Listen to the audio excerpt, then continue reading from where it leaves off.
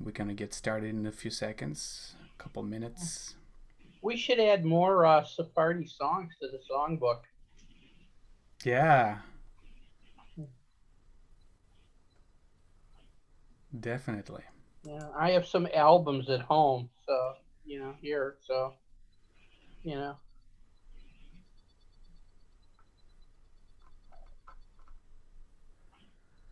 All right, we are live to the world once again. We're gonna wait another couple minutes to see if a few more people join us. Get a little bit of tea.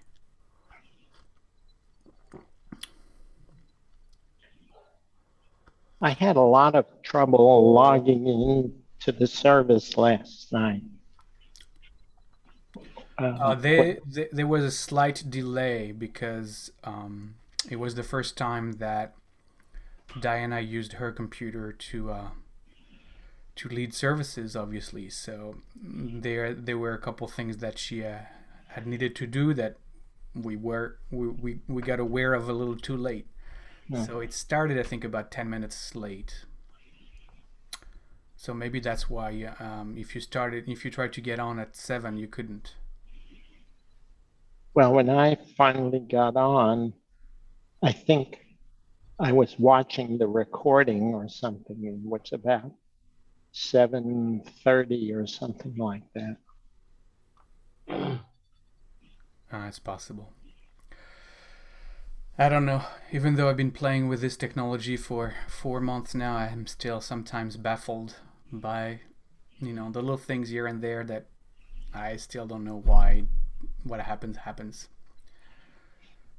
But at least they got it to go, and I think it was there were a lot of people ultimately, both on Facebook, on YouTube, and live on Zoom. There were about, I would say, at least 50, maybe more, computers plugged in, which means a lot more people. So it was really great.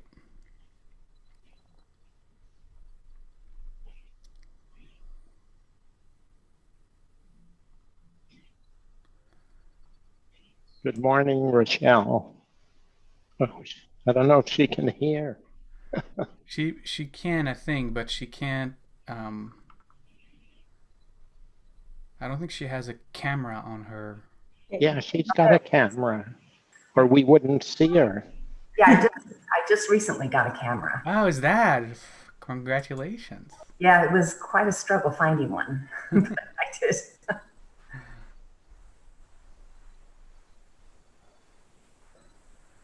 All right, I'm sure a few more people will join, but I want to get started. So as usual, I'm muting everybody, and then obviously during the class, you're more than invited to unmute and ask questions and comment, and I'm gonna ask for your comments, and as you know how it goes. But for now, we're gonna start with a threefold shalom chant. Thank you, Josh, for putting in the chat group for everyone who hasn't opened yet their Sepharia link to Pirkei Avot, which we will be following obviously today.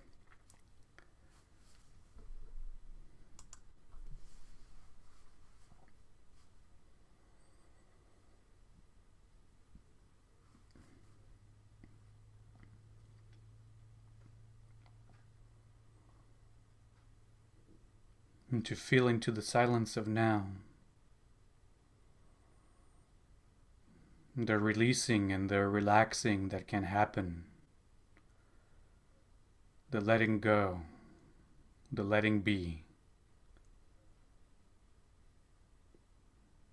that emerges from that silence.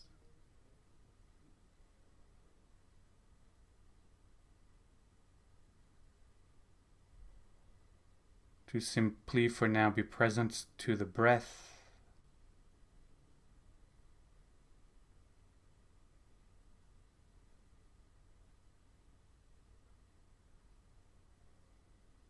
And if you are chanting with me, take a breath now for Shalom.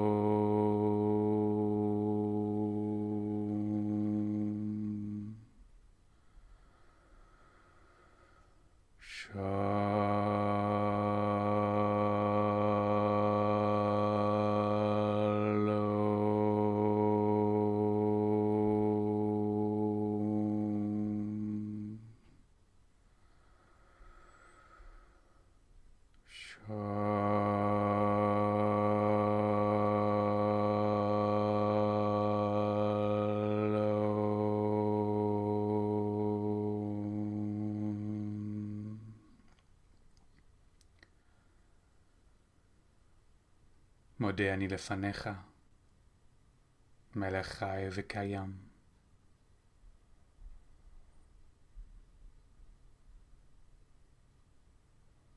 מודה אני לפניך. I give thanks. I open my heart in gratitude to know that I am in your presence. Right here, right now, Holy One, always. Melech Chai v'Kayam, for you are that which always is, existence itself, isness itself. שהחזרת בנשמתי. Moment to moment, Holy One, you breathe within me.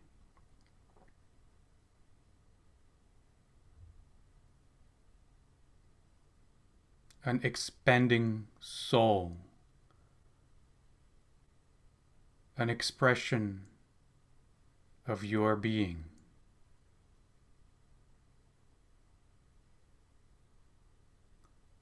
In great compassion and mercy. Rabba emunatecha.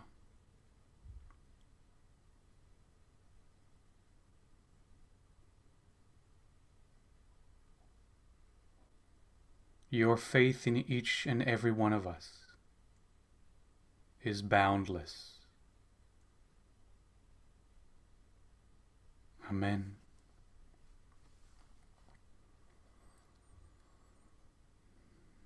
And as we are about to embark on studying sacred text, we also say the blessing that opens our hearts to gratitude for paths of mindfulness, and especially this path of busying ourselves with words of wisdom, of spiritual teaching, words of Torah, for engaging in this practice of always keeping conscious company. In Hebrew, the blessing ends with Asher kideshanu b'mitzvotav v'tzivanu la'asok b'divrei Torah. Join me. Baruch Ata Adonai, Eloheinu melech haolam, asher kideshanu b'mitzvotav, v'tzivanu la'asok b'divrei Torah. Amen.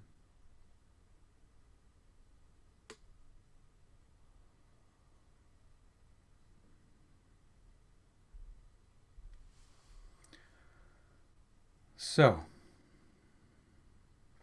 I wanted to start with sharing with you my source, the book that I've been using. I used it several years ago when I taught another class on Pirkei Avot.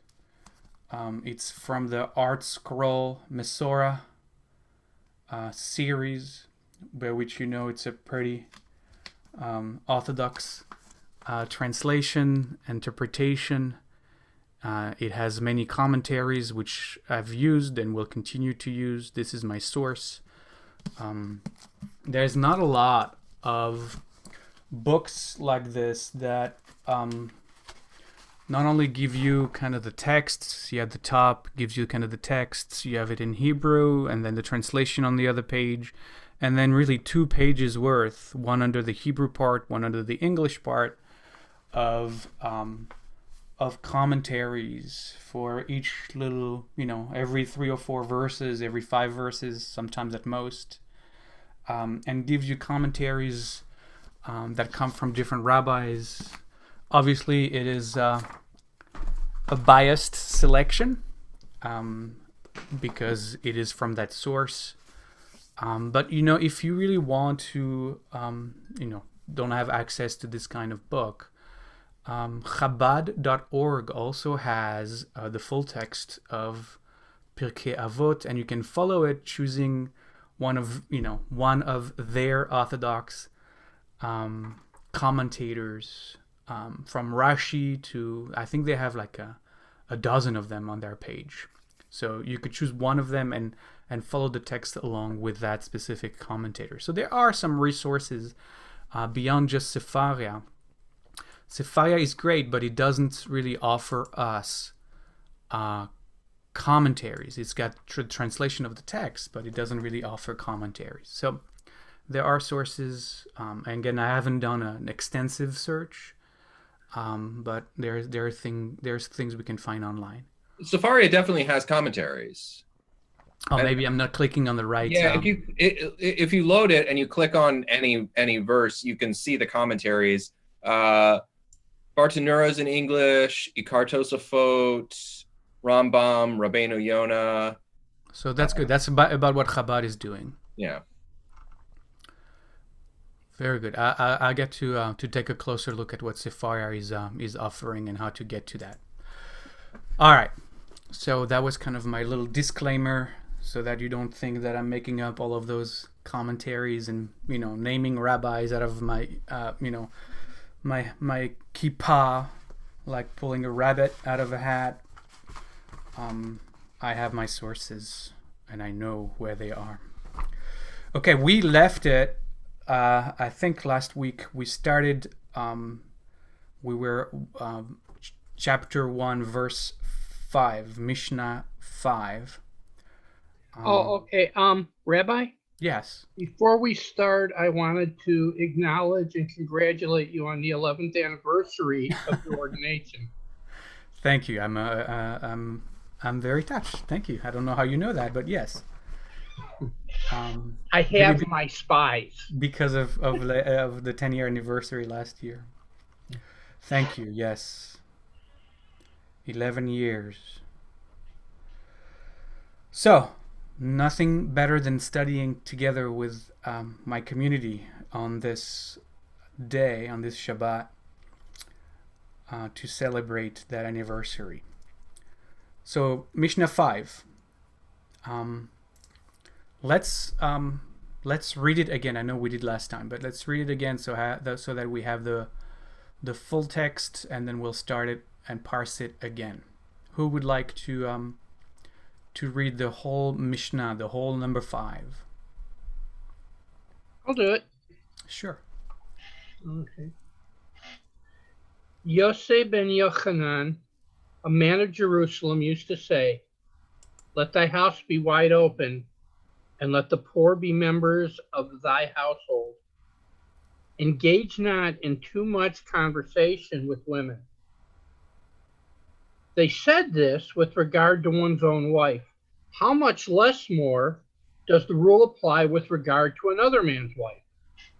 From here, the sages said, as long as a man engages in too much conversation with women, he causes evil to himself. He neglects the study of the Torah, and in the end, he will inherit Gehenna. Okay. Good. So I think we mentioned last time the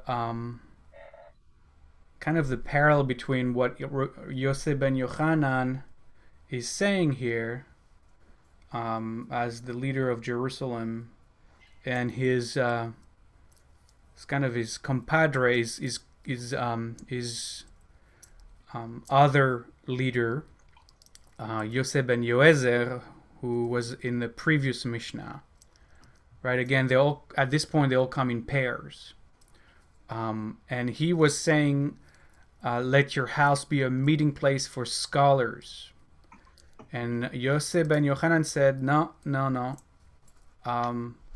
Let your house be open wide." Right. So there was this. We were talking about this. This radical stance, if I remember correctly, of Yosef ben Yochanan, who went beyond even Yosef ben Yoezer and said, not just for scholars, but your house should be open to everyone. And going even a step further, to treat the poor as member of your own household, as your own family. And that, that was pretty radical, because it's really an invitation to live a life without walls, which, very few of us would be comfortable with. I think the conversation went to, it's a really nice idea and a really nice ideal, but I don't think many of us would be willing or ready to really live that kind of a life. And I'm talking about not just in a physical sense of living with a house wide open and inviting anyone to step in, but also like looking at that as the container of our life to be this way. We can't we feel that we can't really live a life this way without what some would call healthy boundaries, right? Our heart and our spiritual being, our psychological being, might not be ready to live in such open way. Does that make sense? Do you remember that conversation?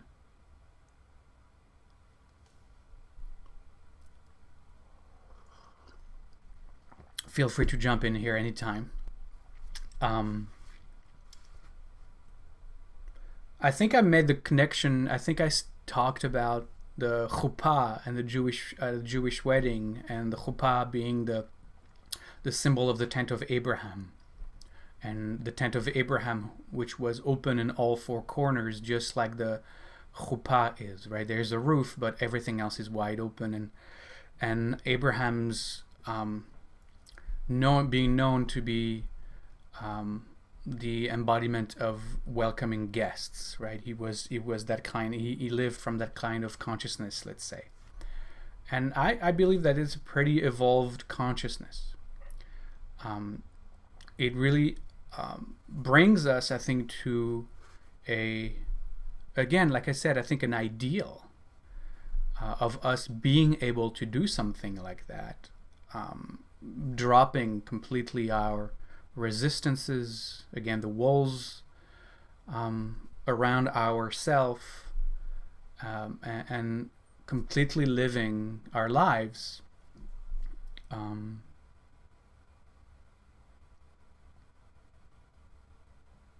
without defenses, right? Living life without any defenses. And that's a tall order. I believe it to be, it's something to strive to achieve. I think is the word I was looking for. um, and it probably connects us to a higher level of consciousness that most of us can live from. But I think it's a beautiful invitation from Rabbi Yosef ben Yochanan. May I give an example of something? Yeah. For about 4 years, I did Airbnb in my home, in my apartments that I lived in. And they kept statistics on it. And I had people from over 36 different countries and over 700 different guests. And it was one of the most extraordinary experiences in my life. I'm so grateful I had that opportunity. I didn't know the people or have any contact with them other than just maybe a simple email. And before they came, and yet the connections that we made and the willingness to want to share ideas and friendship was quite incredible for me. And it was a gift. It was my gift to receive. So I'm grateful for that opportunity. I don't know if that's similar to what you're referring to, but it had a quality of trust to it, amazing trust to just open. And whoever showed up at my door was going to be my guests for the time they were going to be there. And it was a very rich experience. Yeah. Yeah, it sounds really very special. I remember Stu last time talking about his family welcoming immigrants, refugees who stayed with them for several years, different families at different times. And also he was, I remember, reflecting on what a gift that was to, in fact, expose his family to, and himself obviously as well, but to the gift that that kind of encounter makes possible in our learning, in our opening, in our growing. So yeah, those moments, those experiences can really be places of enrichment. I remember when we used to do those trips to Israel. And every trip that I've done, even when we went to, I'm thinking about the trips also to Poland, and the trip we were planning to go to Spain this year. We'll probably go next year. We always look to build a big tent, in the sense that we always look at wherever we go from all the multiple perspectives of the people who live there. And in Israel, the last trip that Jana Muscatel and I led, we went really everywhere. We went obviously to the parts that are under that are Israeli parts. We went to the West Bank as well. We had meetings with different groups. People working on the ground to advance peace on both sides. There was a group that we met as well of Palestinian women working towards peace and reconciliation and becoming leaders in their community, which in a very patriarchal society is a powerful endeavor. We visited the home of a very powerful woman in a village up in the north, who had, in the early days, and when she first started to talk about ideas of feminism in her Arab village, had her husband, who was 100% supportive, built for her and the women who were coming to meet with her kind of a secret room behind a wall, you would see in the spy movie, that they could be safe there. And we also visited Druze villages, who are Israelis that live also in the northern part of Israel, and talk to them about their perspective. And we also, with all that, we also spent some time, a Shabbat, in a settlement, in a Jewish settlement in the West Bank as well, and talked to an American family who lived there. And we heard from everyone, and it's kind of, we didn't open our house to them, we went to their opening their house to us, and in the process it was just an incredible opportunity to really get to know these people. And I'm not even talking, I just remembered having Thanksgiving, because we went at the end of November, having Thanksgiving in an Arab home in a little neighborhood of Jerusalem, of West Jerusalem. That was the most magnificent Thanksgiving dinner I've ever had. So again, it's like, Jana's mantra when she created those experiences was that we would only be able to get to peace between people, world peace, when we will be able to invite each other in our homes for dinner. That really creates this bridge that being together around food, sharing stories, sharing ourselves, sharing our fears, our values, our visions, our hopes, can only be done in away from the cameras, and in the intimacy of being in each other's home and living in each other's heart. So, and we know that society changes when we break down the barriers that separate each other, that separate us from one another. When we get to know and therefore are able to humanize that which we fear or don't know, right? And usually the lack of knowledge breeds fear, and oftentimes creates walls between us. When we are actually able to meet people as people, face to face, presence to presence, those barriers, those separations really oftentimes are able to dissolve. Not always, but oftentimes are able to dissolve.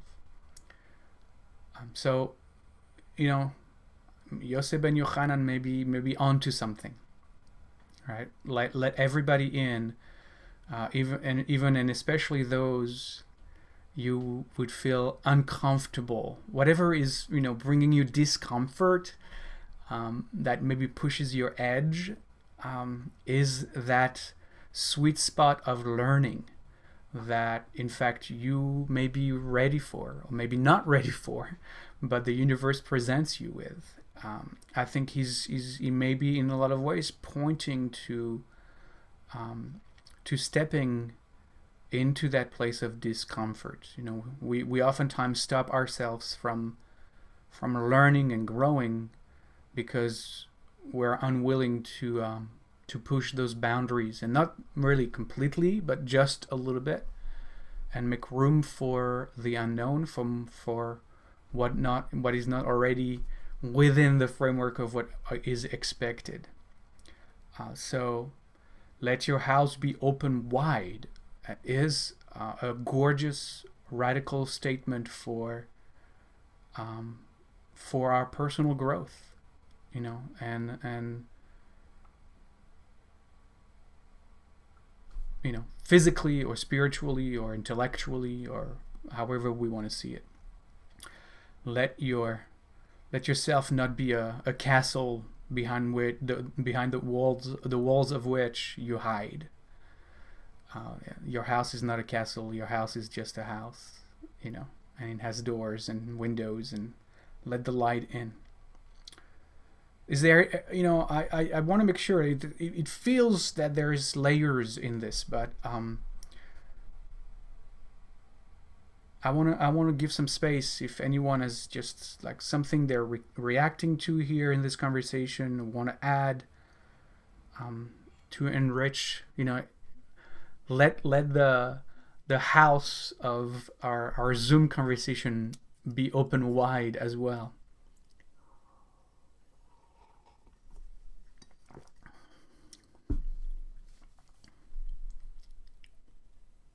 All right.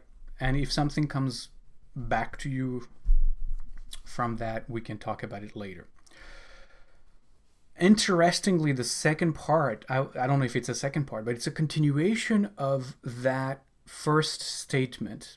That suddenly the Yosef ben Yochanan, after having said, open your house, invite everybody in, then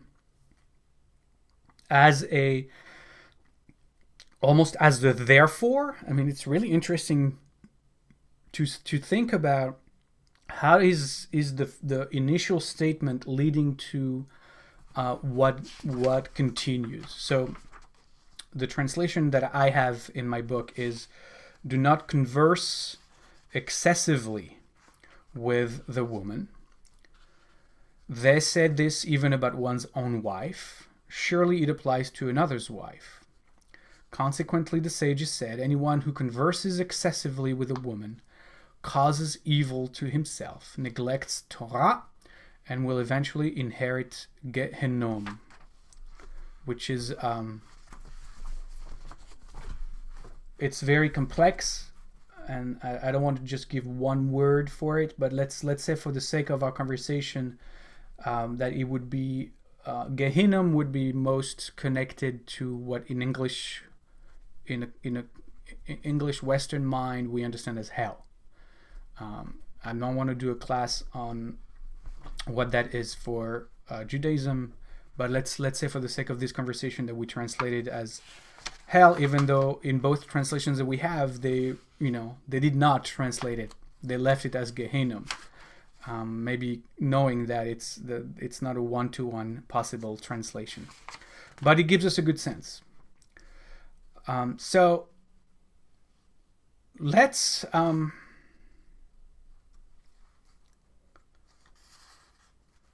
I don't remember if we have a comment. All right. So here in the Sephira it says, engage not in too much conversation with women. The Hebrew is not really too much. Al tarbe. So I think we need to talk about this in the Hebrew, because the Hebrew is very specific. Al means do not. Tarbe comes from Rav, which is why actually I like the translation from the book that I have, which uses the word excessive. Right? Tarbe gives a sense of multiplying, of making really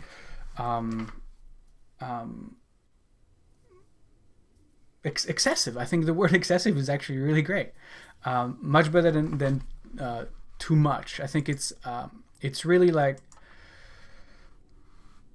is this sense of, when somebody's on a roll and he never stops talking. They have so much to say, right? It's this, they grab you at the beginning of the evening and they don't let you go. Like that kind of overwhelming presence, that person that is in your face and is going to talk your ear off until you have to walk away from them. That kind of that the Hebrew conveys that kind of, we translate Rav usually as abundance, right? It's like, don't have like an avalanche of words dropped on on the person next to you, which is, again, we'll need to talk about why does he make this part of saying open your house, keep your house wide open. I think there must be something there we need to take a look at. So that's what the Hebrew actually tries to convey. There's this sense of this overwhelming person, that person who is overwhelmingly talking. But we have to also pay attention to what the word is for conversation in Hebrew. Because usually when there are many forms to say somebody is speaking. The most common is ledaber. Dibur, we have davar and davar Torah, where we give a speech. or we give a talk, right? So that's more like talking. The word that is being used in Hebrew is sicha. Now, I looked up the word sicha in my concordance. It's not a regular dictionary. It's a dictionary that is specifically for sacred text, for the Torah, for example, but also for the Talmud, and this is part of the Talmud. And I looked up the word sicha, which is the word that is here translated as conversation. And it's very interesting because the Hebrew is is more subtle than just having a conversation. When we're thinking somebody's in your house and they're having a loud conversation with you, even though they're speaking a lot and they're overwhelming and right, all that I said before. But the word sicha, the translation that I found two different, well, very similar translation, but one says a sicha is a low talk. A low talk. So it's not like somebody's just like me right now, and they are rambling on and talking your ear off about what sicha is. It's more like, I was talking to you about what sicha is. Right? It's almost like a covert, hidden. That's the synonym. I'm not pronouncing the word covert really well. I'm sure I'm not putting the accent correctly, but like it's a low talk. The other one that I found in the concordance was a whispered conversation. That's what the word sicha alludes to. And you can see, if you really understand the Hebrew, that it's a little bit different than what we might have understood when we only with one translation, right? So it's the kind of conversation that you would have with a woman who doesn't seem to be quite in the open, who seems to be quite secretive, and that you would really, and it feels a lot like it's the kind of talk, that is ongoing and overwhelming and, blah, blah, blah, rambling in a kind of a hushed whispering that feels very egocentric, right? It's like, it feels like if you keep talking, even in those hush kind of ways, and don't let anybody talk back or answer, it feels like you're talking about yourself, right? That would be kind of the what comes to mind. You're not asking that other person how they are, how are they doing. You're talking and you're talking and you're talking, and it's all about you. So it feels that it's a very egocentric kind of conversation. It's not even a conversation, because it's really self-talk in a way that is not in the open, in a way that is whispered and with a low voice. And that's kind of what the Yosef ben Yochanan is saying here. And the way also Hebrew speaks here is, here the translation in Sefaria is with women in the plural. In the Hebrew is women in the singular, using the word woman as kind of the singular that represents all women. Like it's the way that Hebrew says any woman. Like it's not. It's the word that is the tree that represents the whole forest. If you follow what I mean. So it feels a very different. I think if you really look at the Hebrew, that's why some commentators. Anyway, I want to open it up if anybody wants to react or have a different take on this or see it differently. I'd love to hear what do you have to say. Then I can bring a few of the commentators.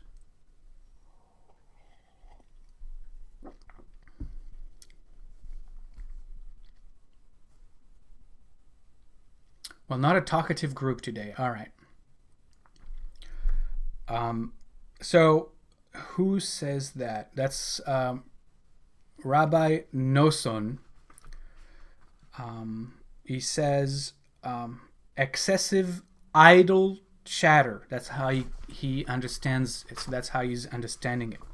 Excessive idle chatter can induce a frivolous atmosphere and may lead to sin. But, and then he continues to go on, but any necessary conversation for business, domestic affairs, and the like is permitted with any woman, right? So it's very specific. Is there, what the Mishnah is saying is that no, you can, and according to the commentators, there is no prohibition to talk to a woman, in the context of, let's say, a gathering, at Oneg, on Shabbat services, right? Let's keep it in the context of a religious gathering. There is no absolutely is no problematic. It's the idle chatter that might be frivolous, that is being frowned upon. There is the Shulchan Aruch, Orach Chaim, and even Mishnah Brura. So those are great commentators and great rabbis. He goes and says, there are situations in which limited idle and light talk with one's wife is permitted and even encouraged. So they're really trying to say, look, this is very specific.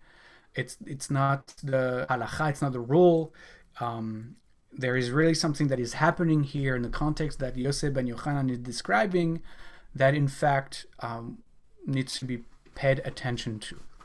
And it feels to me the way they're looking at it is that the kind of sikha, right, the kind of conversation, idle chatter, low talk, whispered conversation that feels very egocentric, in fact might be an affront to the woman. You know what I mean?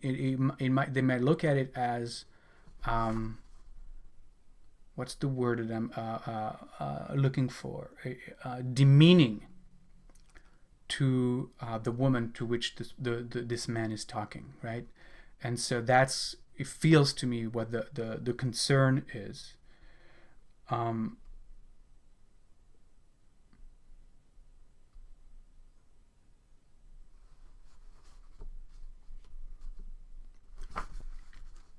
Yeah. So some commentators make a difference between, daber and sikha in another way. That a daber, when you talk, right? That's giving a davar, is giving a talk. Again, they connect that to, in fact, talking in a sense of learning or teaching or having a more elevated conversation. With sikha doesn't give us, right? Sikha doesn't touch on that, right? So it would not be an elevating conversation. I think what they're looking at will be a demeaning conversation. Base is the word that comes to my mind, like a base conversation. Yes. But aren't they saying that that's women's talk? That's what? Women's talk. That's the way women talk. They talk about less elevated things. I don't know who they are. They are the rabbis. In a very patriarchal. Again, I don't know who they are, so we would have to. I'm sure that somewhere.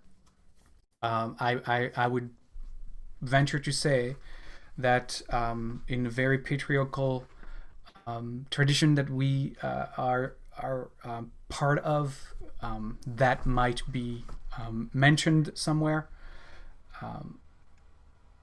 But not in this case. This is really actually making a separation with that, and it's actually pointing to men, not to women.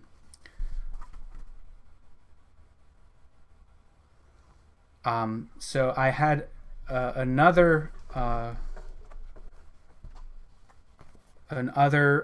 commentary that really saw this as disrespectful, as a kind of conversation that is in fact disrespectful.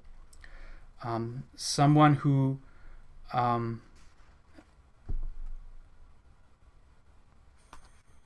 is really full of himself, and maybe have a conversation, to try to impress or to try to persuade the woman of their greatness. Again, it's like, it feels very egotistic. There's always in our tradition, because we believe in the power of words, there's a strong emphasis on gossip and not gossiping, right? So there's always the antenna of the rabbis is always up when this kind of sentences is brought up, because it feels like they could be also engaging in gossip. And so the contrast is interesting, because if you do that, and it says, you will, here the translation is, you will neglect Torah study. In my book, what does neglects the study of Torah in Sepharia. Here the Hebrew is actually a little bit more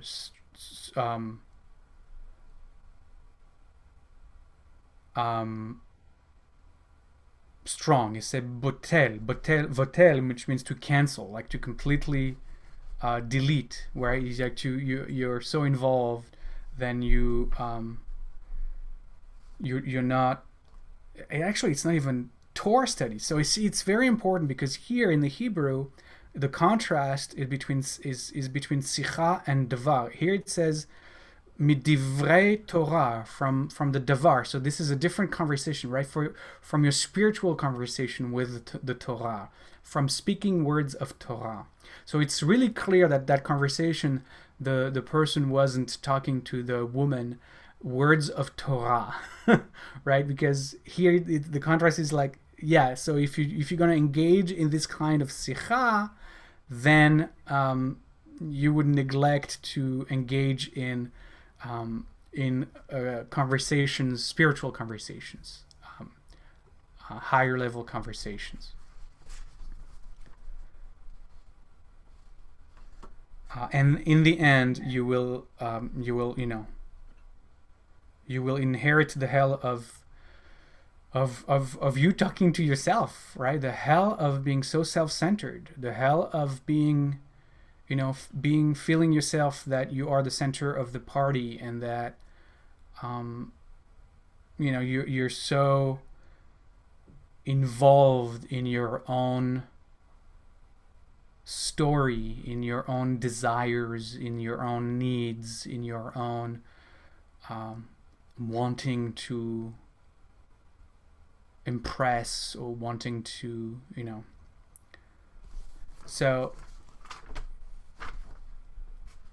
so how is this related to the beginning of the teaching from Yosef ben Yochanan? How do you think Yosef ben Yochanan connects the two? It feels like the two parts of his teaching. One talking about, radical openness, and then talking about not disrespecting. How do we reconcile both? Anybody wants to try and give it a shot, see what we can come up with? There's no right or wrong. It's just ideas.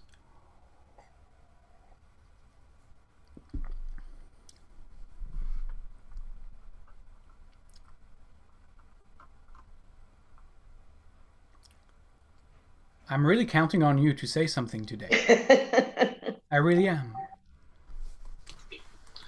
Well, I don't know. There seems to be somewhat of a contradiction in that you want to be radically open for your tent or home or whatever, for everybody to come in. But then it turns around and says, well, don't be too open in your discussions with women. Don't be too open in your conversation with women, especially when it comes to, I suppose, well, it doesn't feel that the word sicha doesn't feel like it's an open conversation, right? The way that sicha is defined is actually hidden conversation. It's a low talking, right? It's a whispered conversation. So it doesn't. I mean, I see where you're trying to go with that, but it feels that the conversation, this idle, disrespectful conversation, feels closed instead of open, right? Yeah. Yeah. So that's maybe where the contrast is. Yeah.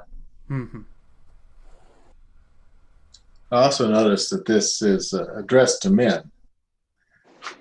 The implied you at the beginning is you, and do not converse. You do not converse excessively with a woman. Mm-hmm. But you, the implied you there would be male, not female. Did that have anything to do with the fact that women weren't supposed to read from the Talmud, or what's the tradition there? Yeah, but again, this is when the Talmud is. Yeah, I don't. The women are studying the Torah. That's not a prohibition. Yeah. Yeah. So, again, because it talks about Torah study, Mm-hmm. right? Yeah. That actually both are able to. So I'm gonna throw in a rabbi. So who says his name is Abrabanel, and he reads this injunction as a continuation. So the injunction of against idle chatting. As a continuation of previous clauses dealing with the hospitality. He says, if there are women among the poor who come to your home, one should not engage in frivolous chatter with them. Now that's very interesting. So there is this, again, I think, it's like there's this sense of, it feels like harassment, right? A sense of power, power play. If you're the one who invites poor people into your house, you kind of have the master of the house, if you like, and so there could be this sense of power differential between you. So it feels for the rabbis like, do not think that allowing let's say a poor woman to come to your home gives you the possibility of behaving with her from a power play perspective, which is very interesting where he goes with this. For me, it's like the first part is to open your house. That's an action. And then it goes on to explain the quality of how you conduct your actions or how you conduct what happens in your home, and the sort of integrity that you set for yourselves and your guests for having that open house. So I see it as a how-to or more than a contrast. So I like that. I mean, both of you, that sense where, look at me. I have an open house and everybody's welcome. Look at me, big ego. Then that therefore gives me power over anyone who comes to my house. And therefore, I can allow myself to behave, let's say, nastily or, unethically with the people that I host, right? Especially if they are of poor stature, which is very different than welcoming, like Yosef ben Yoezer, who was welcoming sages, right? So when you welcome sages, your attitude might be more humble, right? When you welcome poor people, your attitude might be less humble, and in fact might inflate your ego, and therefore you may be pushed to behave with those you magnanimously, those poor people you magnanimously invite into your house. You might be, swayed to behave with them in less than charitable way, right? Even though it feels charitable, it's not once it's inside your house, and it becomes an ego trip, which is what that kind of conversation points to. It's kind of this ego trip when I talk about me, overwhelmingly and overwhelming you. So maybe Yossi is saying, yeah, open your house to everyone, even the poor, but be humble in the presence of the poor, as you would be in the presence of the great sages. Like that, your attitude toward them should be the same. Don't put yourself above them. So yeah, thank you, Susan, for bringing that that perspective here, which I think is connecting to what Abrabanel was talking about.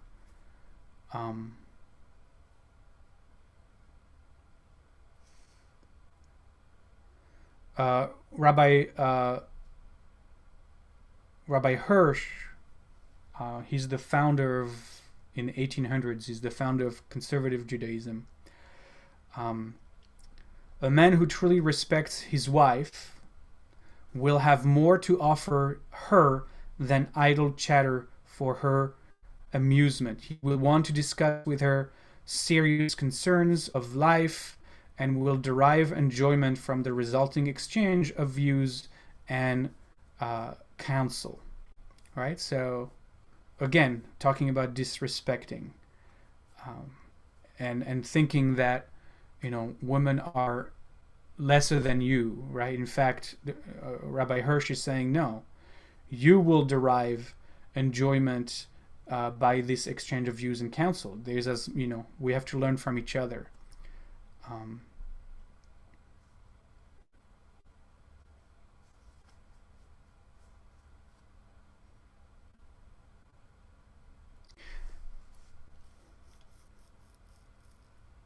Yeah, I really think. I mean, I'm still looking at the text, but I really think that that what we touched upon is that contrast between being wide open, living wide open, and the hell one will find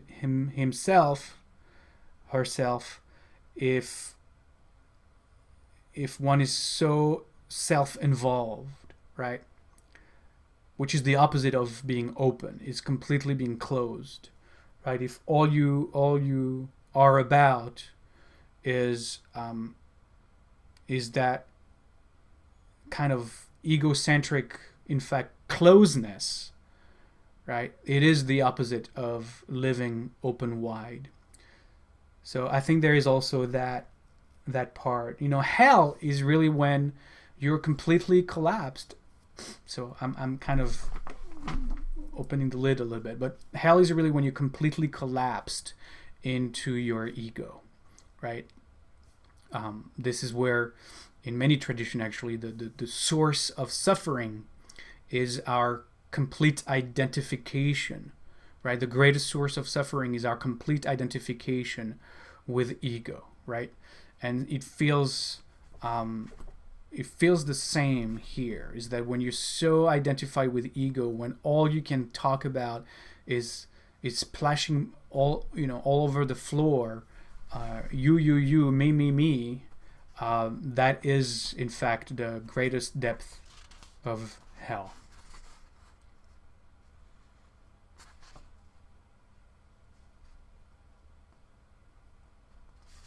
All right, are we willing to move on to the next? I want to make sure we get all the juice out of every Mishnah. So I think we covered. We looked at it from different perspective, and unless there is something else that we've not mentioned, I'd like to move on, if that's okay with you, to the number 6. Which is also very interesting. All right, so who would like to read number 6?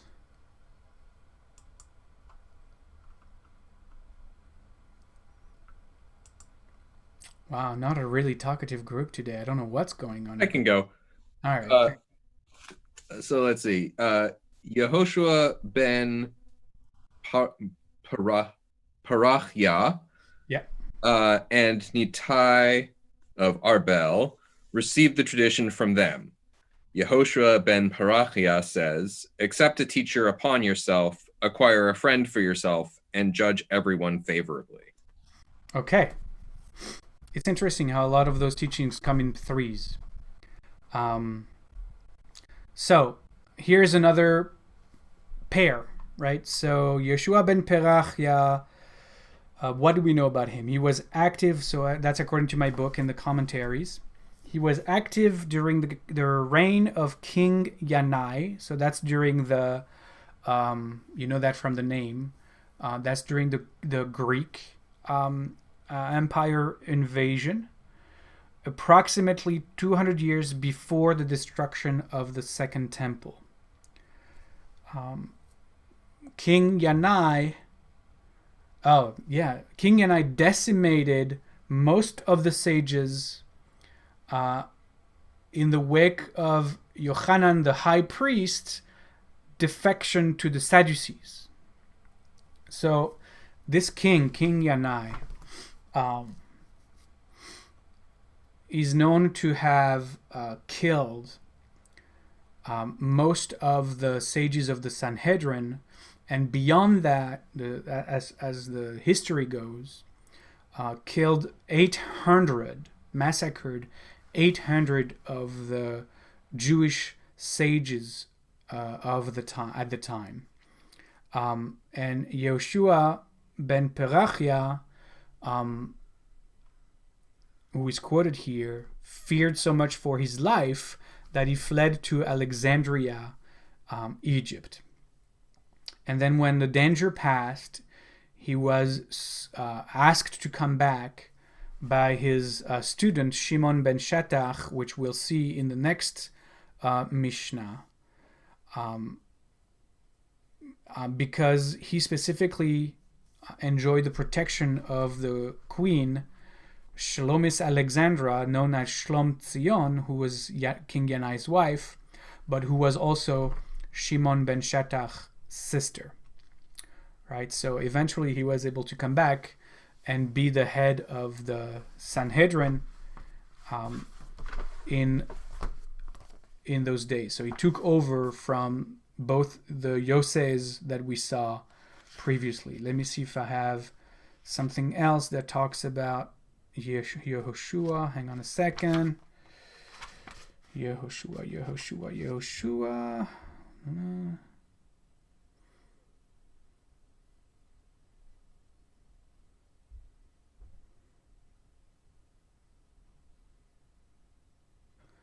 Oh, so there is something interesting here. According to Jewish tradition, listen to this, which will actually be, so I don't know how that would happen, but so Alexander Yanai, according to this, was reigned from 103 to BCE to 76 BCE, and he indeed sought to crush the Sanhedrin and executed 800 sages. Yehoshua ben Perachia fled to Alexandria. Now here is something interesting. According to Jewish tradition, to be found in Sota 47a, Yehoshua ben Perachia, you would assume, was accompanied by Jesus, who returned with him to Jerusalem once the danger had passed. All right, so that's interesting because the dates don't really match what the Jewish tradition says. If Alexander Yanai died in 76 BCE, that would put Jesus much earlier than we think we know. But that's an interesting thing to note. And as far as Nitai of Arbel, he was the head of the Sanhedrin. He was from Arbel, which is a town in the lower Galilee near Tveria, near Tiberias. All right, so again, it's another pair that is now leading the spiritual Jewish people. All right, so now that we have that understood, they received, again, it's always transmission, right? So they received, Yehoshua and Nitai received the tradition from Yosef ben Yohezer and Yosef ben Yochanan. It's the next generation. And Yehoshua starts, and he says, appoint a teacher for yourself, acquire a friend for yourself, and judge everyone favorably. All right. So, come on, guys. Say what comes up for you when you read this. It's setting up rabbinic study. I mean, this is the establishment of the yeshiva concept of having a rabbi and having a chavruta. So this is essentially the start of Mishnah and Talmud study as it continues to this day. Very good. Awesome. Yes, exactly. And you can imagine that a lot of the commentaries from my book will second and third that. Talking about, so here is, for example, who says this? Is this Rambam? I think it's Rambam. He says, so talking exactly about what you were talking about. Even if he's equal or inferior to you intellectually, appoint him as your teacher, because studying with another person is much more efficacious than studying alone. The exchange of ideas yields greater clarity. So that's from the Rambam. So exactly, right? It's like the rabbis are looking at it as like, this is what we do. This is us. Look how far back it comes. It comes from, the 2nd century BCE. We were right all along. Rabbi Yonah, so another rabbi, says, one remembers that which is learned from a teacher better than what he learns by independent study. Therefore, even a study partner is justifiably called a teacher, since his participation in the learning process increases its success. Right? So you see, it's all over. It's the rabbis are exactly like Josh, like, yes. So it's all about that. Anybody else? Now we'll get into the nitty-gritty of the Hebrew, which is also very beautiful. Anybody else? Well, it's also putting the ego aside, that you are studying with other people, so you're getting other opinions, and so you don't know it all, in other words. Right. So in contrast to the Sikha, right? In contrast to the Mishnah we just finished,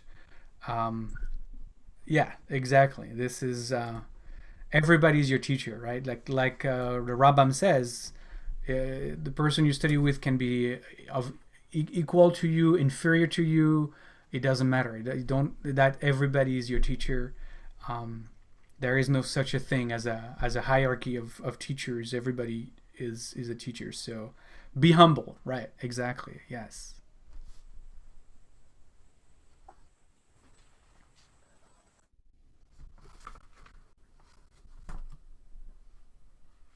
What else?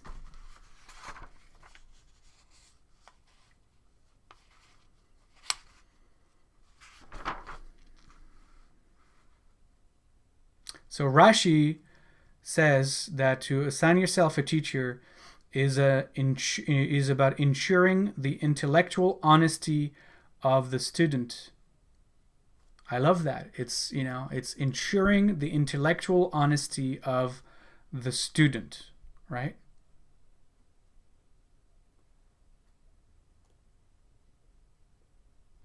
I love that because, again, if you're your own island, right, you will only tend toward wanting to learn maybe the things that you already know that are being reinforced, right? When we live in that bubble now where we only welcome into our feed the teachers that are going to reinforce what we already know and therefore strengthen us in our dogma, right? So Rashi says, no, you have to appoint a teacher because the function of that teacher is to ensure your own intellectual honesty, right? I think that's really powerful, really powerful. Anybody, what do you guys think?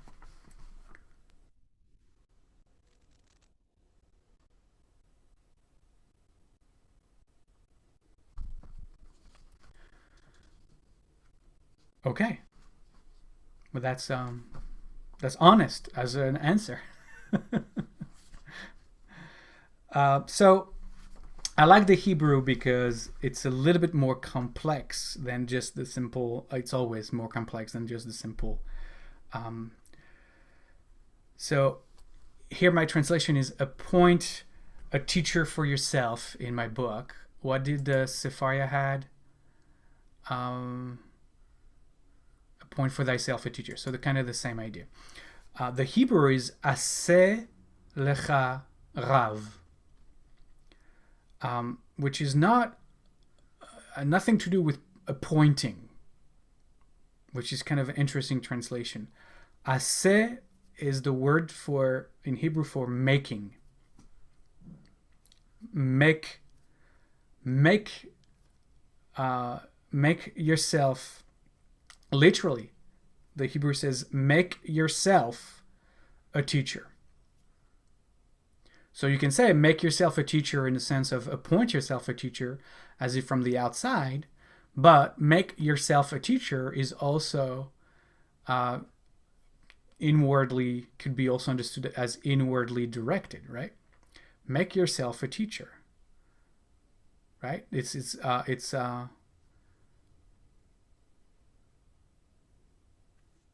not just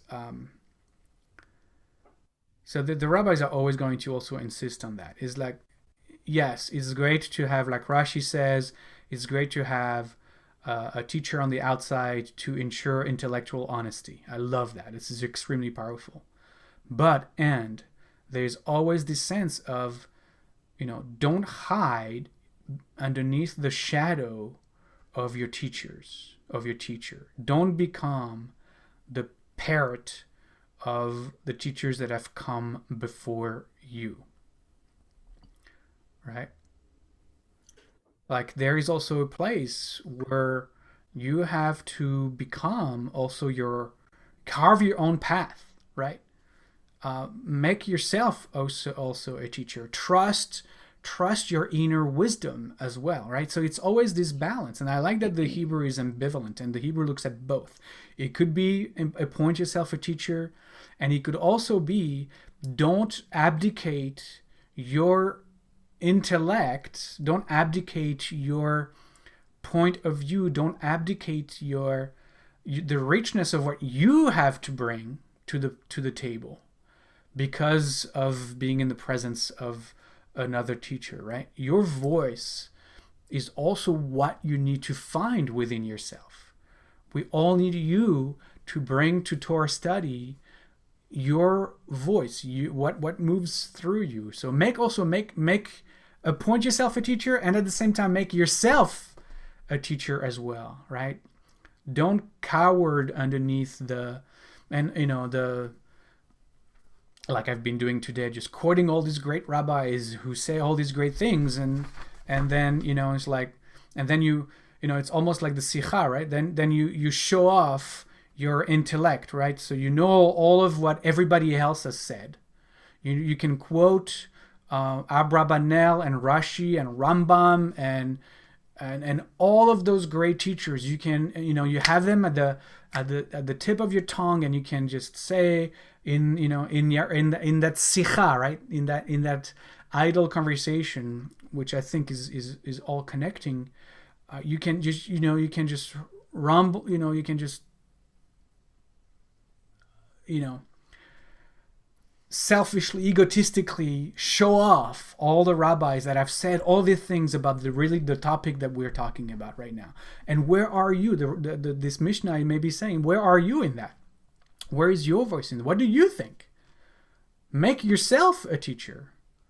What do you have to add to this? What do you think about those great rabbis that you're quoting? Where is your unique gift to the conversation? Right. So I think it's also that idle talk, right? That sicha that we were talking about, which is not devar Torah, which was the contrast in the previous Mishnah, right? Like, we need you to make yourself a teacher as well, right?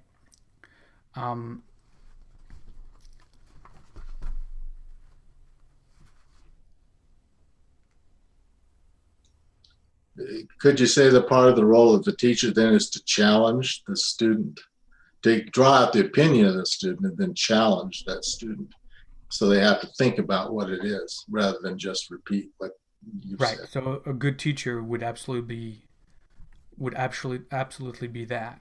You know, if you have a teacher that is a spiritual mentor, they will try to bring forth from you the teachings instead of just downloading them to you. They would try to elicit your intellect to find the teachings and then say, yes, what you just said is exactly what Rabbi so-and-so said, so good for you, right? But you found it yourself, right?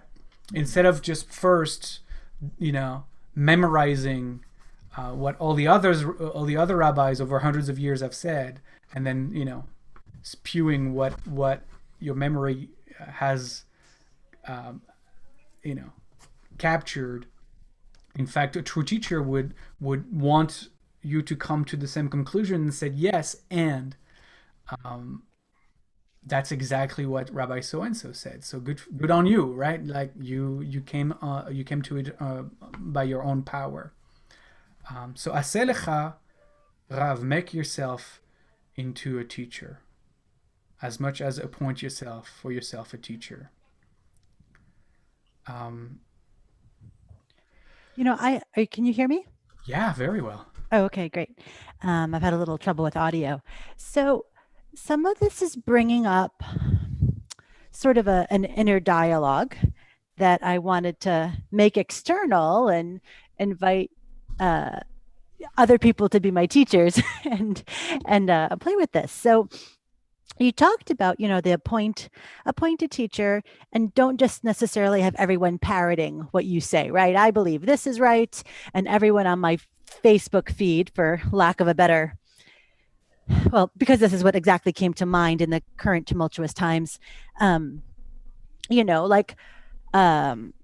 sorry, I'm beginning to ramble. So I just read something on Facebook a couple days ago, and it was talking about, with the protests and the racism and the police issues and everything. It was a very strong comment made by a person who said, don't make your Facebook feeds a platform for people spewing hate. Mm-hmm. And so as I'm thinking about what you're saying, I'm like, because it's in some ways, it's very easy to shut them out. Right? There's a choice I could make. I could say, you know what? If I say something pro equal rights and you're just going to spew hate and racism, boom, I cut you off. And so my first thought when you started talking was, well, that's cutting off the opposing view, right? So who could be my teacher? But then I'm sitting here thinking about this and I'm like, well, is the hateful talk that they're doing actual discussion that could go anywhere? Mm-hmm. Or is it sort of falling in the, we use the word idle chatter. So while I feel like it's stronger than that, it would fall in that category. So I'm just sort of wrestling with that idea right now of, who we keep in our presence and the consequences of that. Because I would like to further our equality and our unity and our community. Anyway, I was just sort of thinking about all these things. So I just kind of wanted to open it up and share it. That's really powerful. Thank you. Anybody want to jump in there?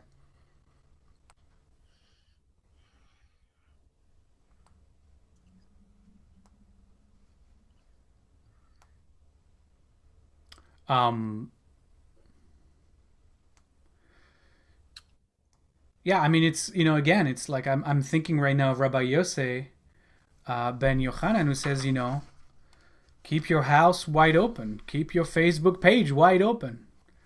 Okay. Right? Right. But that is an invitation as well for hate mongers, for, like you said, people that are not in fact posting on or responding to one of your posts in as an invitation for conversation, but more as a as propaganda, or as, you know, again, a statement more than an invitation. So what do you do? Do you keep an open house? And if so, what do you do with that? Like, we're living into that right now. I think the example you are bringing is an example that all of us are living into right now. If any one of us is using media platforms like Facebook, and if not like today, probably happened to us like you yesterday or next week, and will happen again next week. And yeah, and I see a lot of people saying, you know, I'm going to be posting what I'm going to be posting on my Facebook, right? And if you disagree with that, just unfriend me, right? And there is, it's very interesting, right? Where are we with this, right? Are all the teachers equally welcomed?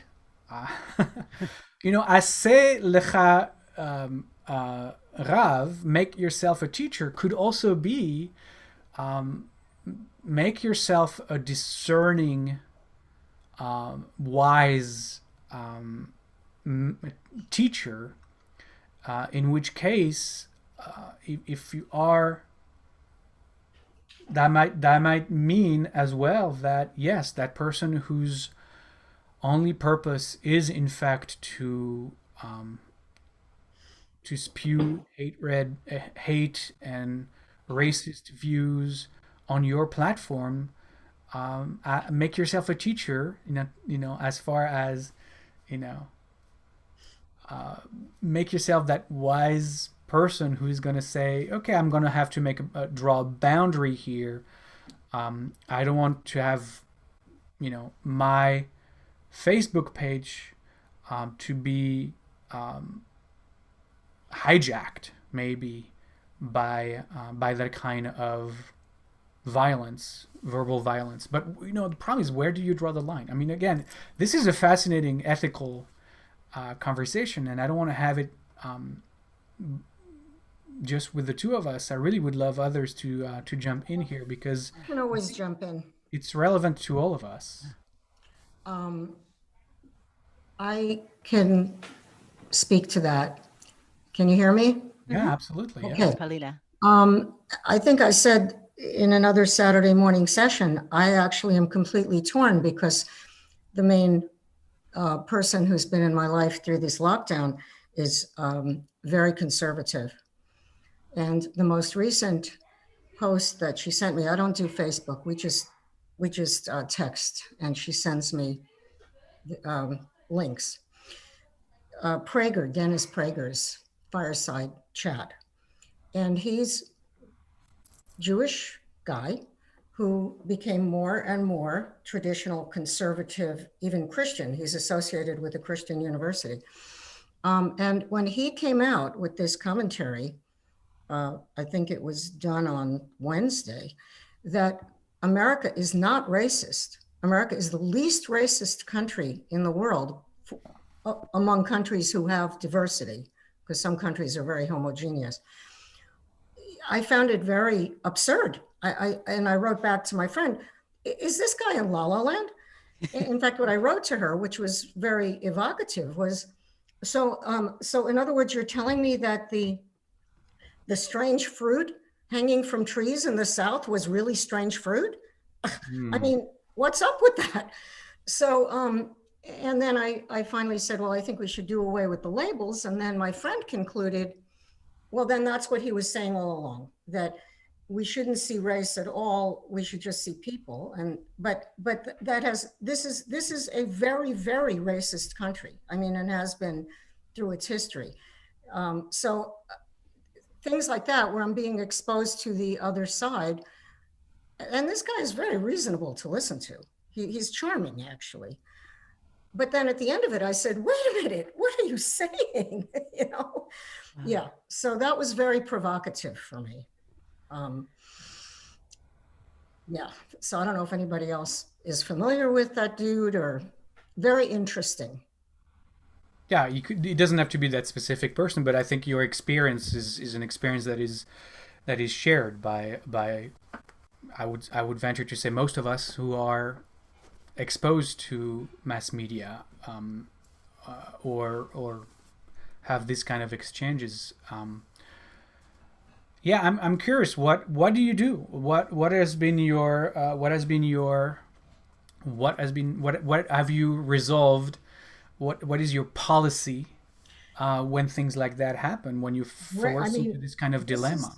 My closest friend right now, you know, locally. I understand. Yeah. And I don't like to debate. I'm not a linear thinker, so I'm not good at making good arguments. I don't like confrontation. So most of the time I just listen. And I think I used the word cognitive dissonance in the last time I brought this up. I continue to suffer from cognitive dissonance. This week was particularly bad because of the protests and the different media approach to the protests. And then I had a discussion with my older son, who's a lawyer. Well, he's not working as a lawyer now, but he's trained as a lawyer. Very, very traditional.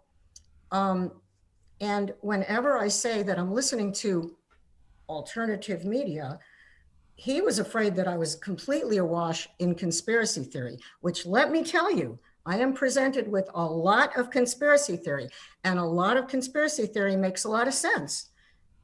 It really does, even on a visceral level. They usually are well crafted. Yeah. Level, because I mean, I'm older than you, Rabbi Olivier, and I also grew up in this country, and I'm sure a lot of people on this call lived through several assassinations, and I am not at all convinced that we have the whole story of that. But I also feel that we will never have the whole story. And so to dwell overly on it and not move forward and say, what can we do now, is also not helpful. So I had these great discussions with my son, who says, no, mainstream media, you have to trust it, all that other stuff. And he used Yiddish. He said, all that other stuff, it's all Bubba Mises, which made me laugh. I've never heard him use Yiddish before. But we had this back and forth, an email, on the phone. It was actually very, very good, because I really respect my son's opinion very highly. And so what do I do? I'm finding some middle path. That's the thing, is I'm trying to take what really resonates for me from both sides of this discussion and find some middle path between these extremes, which is hard, very challenging. If anybody has some great, if anybody has media out there that they feel is totally trustworthy, please pass it on to me. I'm curious. Yeah, Josh, go ahead. Yeah, I'm just curious, there's a big problem with mainstream media, especially in responding to this situation, in its tendency to use the passive voice when describing police action. So you'll see headlines that'll say, like, protesters were harmed in this thing, but then you will see protesters attacked police officers. Like, so you will see, so there's a very it's subtle enough that you can say, oh, this is just an accident, but it's also very intentionally used. So when it is actions of the state that are directly and intentionally harming individual citizens and non-citizens, just people, I shouldn't say citizens, you will see that the mainstream media will pretty consistently not attribute that to anybody. Whereas if it is an attack against the state, you will all see that it's not. And, you know, a lot of the hand wringing that you're seeing about how violent protests solve nothing. I mean, there's the fact that, well, it's not until you burn down a police precinct that a serial killer actually gets arrested for a murder that they were filmed doing.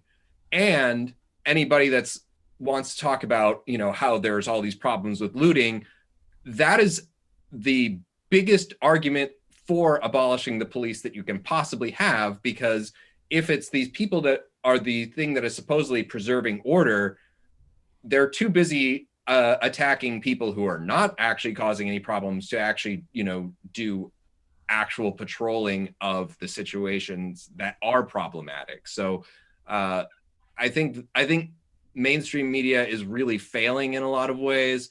I do agree that conspiracy things are an issue, but, you know, I don't have particular sources that I like. I mean, I spend way too much time on Twitter and I don't recommend it, but there are definitely people out there with reasonable opinions that are findable. So Josh, I mean, how do we connect that to what Rachel was bringing up? Like,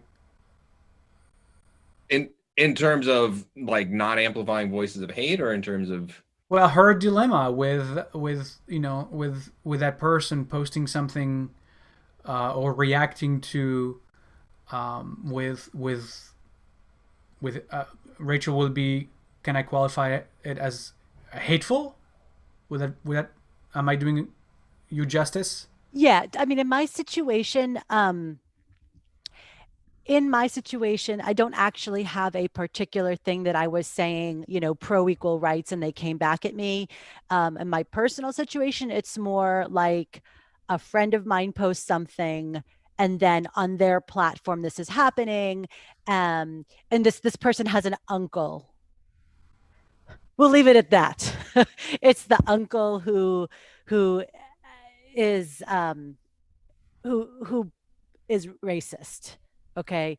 But I think for me, I brought it up as the ideological argument of, you know, welcoming other voices into your home to learn. You know, I mean, this uncle says things and it's my friend's post, right? So I usually don't get involved. My friend's a little bit conservative and her uncle's way out there.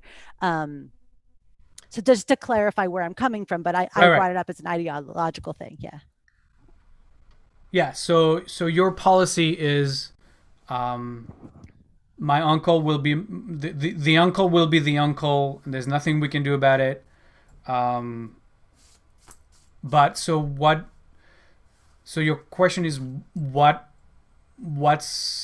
this teaching helping us do?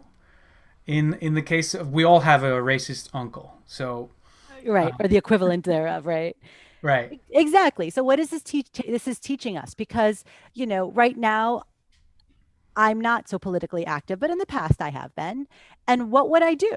Like, I asked myself, what would I do? How do I keep my doors open to be learning? Because it's true, right? We don't want to be only hearing our own voices, because we don't progress that way. Right. So yeah, that's just sort of the question. Like, I guess on one level, I love a black and white answer. This is what you do. Right. But I think that's in a certain way a step back from the, oh, I've learned this and I'm adding to it. So I'm bringing that, you know, okay. So one says, cut them off, just cut them off. If they're spewing racist stuff, goodbye. You know, I don't know. I think I brought it up more for discussion than for a particular answer, because I am not in that situation right now, except for the uncle on my friend's feed. But then again, that's her feed. That's her uncle. I guess it's true. I feel like in that situation that it's not my job to school this probably elderly man who is out there. And I guess I hope that people who know him would do more than I feel. With this friend, there is a time I did try to address some stuff on her feed.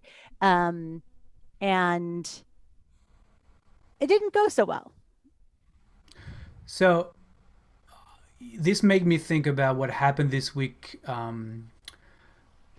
I think it was an op-ed in the New York Times that was, I don't remember who wrote that op-ed. He was clearly conservative and very challenging. Can anybody help me? Who is this? The Tom Cotton one? Yes. Yes. Send in the police rather than Right. send in the military. Yeah. So there was this whole reaction to the New York because of against the New York Times, calling the New York Times all kinds of names, and there was a huge backlash because the New York Times published that piece. What were you thinking? How can you amplify that voice? Which and a lot of that criticism was very on point, but I was kind of like it took a day or two for me to realize this was happening, because when I first saw that opinion piece, I thought to myself, we're good for the New York Times for having done that, for having opened a window on their paper for the rest of us in our little bubble to actually see what the other side, right? The Yes. other side is saying. It's like it's the New York Times, like, certainly it's like there is somebody that doesn't speak the New York Times language, right? That is right there, and you can look and you can see. And this is somebody who clearly, you're writing a piece for the New York Times. You gave it some thought. It's not just off the cuff. You have a mic in your face and you're going to spew something, to rile up your base or whatever. This, you write an op-ed for the New York Times. You're going to give it a few hours, to put it together. And I thought to myself, good for the New York Times. And then I hear all of the reaction. How dare you? And I was like, oh my God, am I thinking wrong? Is there something wrong with me? Should I be on the side of those who are condemning the New York Times who are having done that? It's like it kind of, to me, it's like, make yourself also a teacher, right? Maybe the New York Times made itself a teacher last week by actually saying, you know what, here's what's going on. And if you don't watch Fox News, because you probably don't, and you have deleted all of the feed in your Facebook, and you have, here's an opportunity, since you're buying the New York Times, unless you're just going to tear the page and decide not to read it, right? To kind of, here's what they're saying, and I was kind of in dissonance. I didn't know, was I wrong? Should I have been just as outraged as those other people? But my initial reaction was like, great, that's awesome, good for them. I wish, on the other side, right, a Wall Street Journal or whatever, who those conservative newspaper would actually publish something that is thoughtfully crafted by somebody on the other on the left. Right. That's probably not going to happen. But so here are all the problems. Okay, yeah. So tell me where I'm wrong, because I may be wrong. First of all, we're talking about James Bennett, who is one of the worst human beings alive, and I really, really hate it. I haven't canceled my subscription yet, but it's on my to-do list. I am fed up with paying his salary, because he always puts these things out and is always like, oh, this is just to get, all these ideas out here. So if all of the ideas are out there, then where are the prominent op-eds saying we should abolish the military entirely, because that is a much better solution? And the whole idea that the problem of these protests is that there isn't enough law and order is completely and utterly morally wrong. The problem with these protests is the fact that there are people in this country who have a license to murder without any possible repercussions for that. And that is a situation that needs to be shut down completely. And the only way to do that is to abolish the police. that's a completely valid opinion that the New York Times has absolutely zero interest in running. The solution that was proposed by Tom Cotton is what we need is more people who have the ability to absolutely murder without any kind of repercussion. And that is completely morally wrong. And there's really just absolutely no justice. But you're talking about the content. I'm trying to talk about, related to this Mishnah. I'm talking about, again. And if James Bennett is our Rav in this situation, then he also is in favor of promoting climate denialism, promoting race science. Let's not forget that Bret Stephens piece from too long ago. Everything Barry Weiss says, just in general, like all the decisions he has made since he's so Josh. So what you're saying is that the New York Times should never. There's no room for the New York Times to publish that op-ed. I'm saying that op-eds whose position is that murder should be legal as long as you're wearing a uniform is completely abhorrent. So he's not a voice. Okay, so good. That goes with what. Giving a voice to power is not necessary. Giving a voice to the disempowered is the choice that they make. And he's a sitting U.S. senator. It's not like if they don't run. It's not like if they don't run his op-ed that he doesn't have a voice. And furthermore, in the discussions that have been going on within the New York Times, it was actually revealed that he sought out James Cotton to write that piece. So it wasn't a matter of they this and it was great and they wanted to run it. It was they asked him to write it. So in the racist uncle, we should remove our racist uncle from our feed. I'm saying that the racist uncle. So the issue of racism is a severe problem, obviously, and how to deal with it involves actually creating actually undermining the systems of violent abuse. And so if your uncle is a part of a system of violent abuse, you need to take away his power. I say that reading his writing is probably an option for you, but not a requirement. But if he has, if he is using his racist power, his racist beliefs to cause harm upon people, it is your responsibility to undermine that power in any way that you can. Okay. All right. What do you think, Rachel? Gotta unmute myself here. I think that's actually really interesting. I think that unfortunately I was interrupted a little bit when Josh was speaking, but if I got the gist of it, so the New York Times in its situation, that particular article that you referred to was sought after, and there was not the demilitarization discussion that Josh shared with us. That's not appearing in the New York Times. And so on that side, it sounds like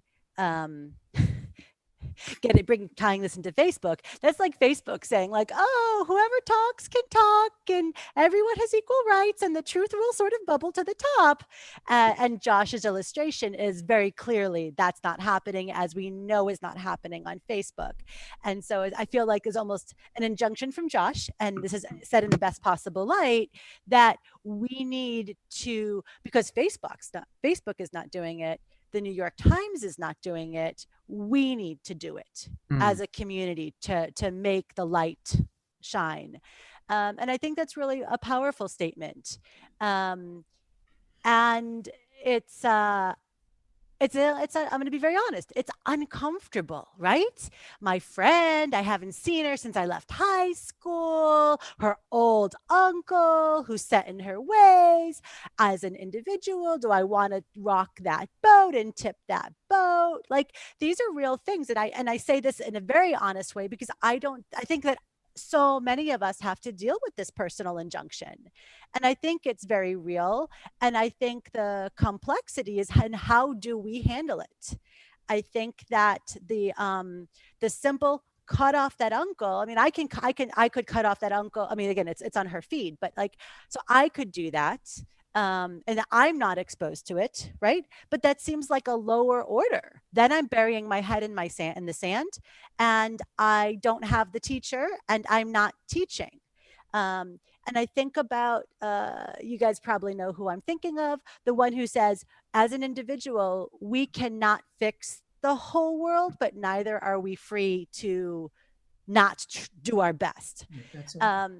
And so I think that we're left with the complex situation of, if I were to post something and racist chatter were to happen on my personal feed, you know, what are some of my options?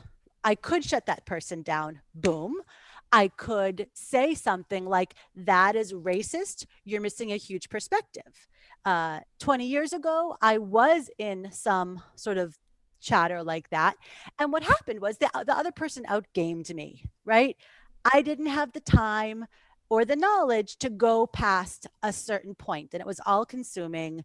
And there are people better at it than me. So I think that I'm left in a situation of, I mean, I really agree with a lot of what Josh said, because of that power imbalance. But I think for me, I have to apply that new knowledge that I'm thinking of with what I bring to the table. What do I bring? Is it tact or sympathy, or who am I? How do I say, oh, I hear what you're saying, however, that's racist, and however I want to say it. I guess I like that I have more to think about as that comes up. And maybe it's just as simple of coming out and saying, all those arguments are racist. Have you looked at this argument, and I have to acknowledge that I can't necessarily make all that arguments, but I would love to have a well thought out article to link to that I can place it there. And maybe that's how I begin to amplify the voices of the disempowered. But yeah, I do feel now that's how you Rav, that's how you make yourself a teacher. You make yourself a teacher. Yeah. Yes. That's what I'm thinking. Good.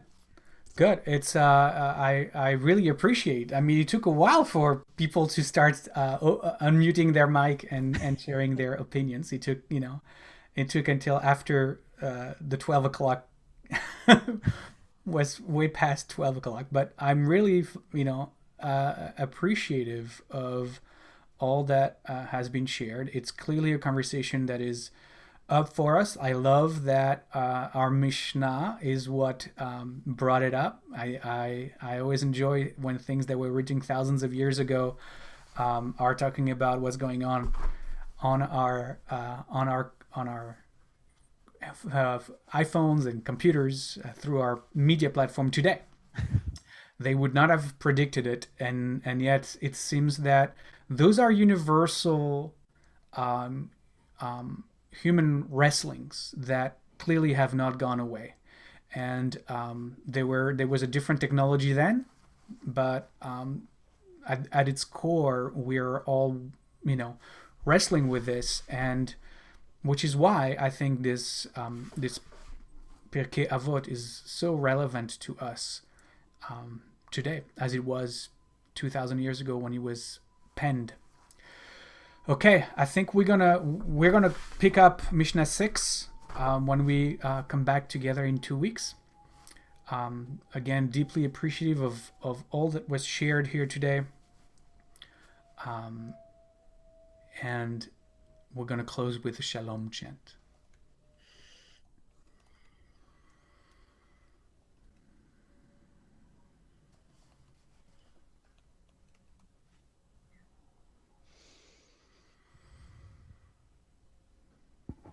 Take a breath for Shalom. Shalom.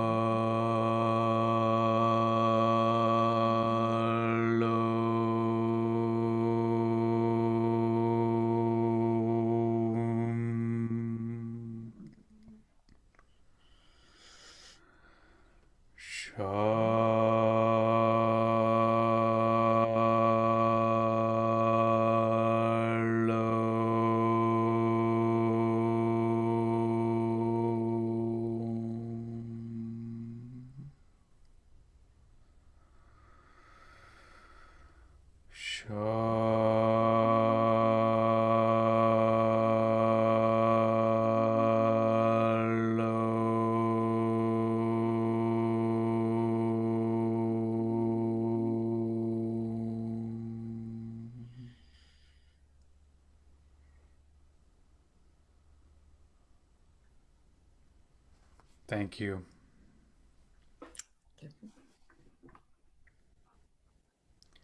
Shabbat shalom. Shabbat shalom. Shabbat shalom. Shabbat shalom. Take care. Shabbat shalom. Thank you.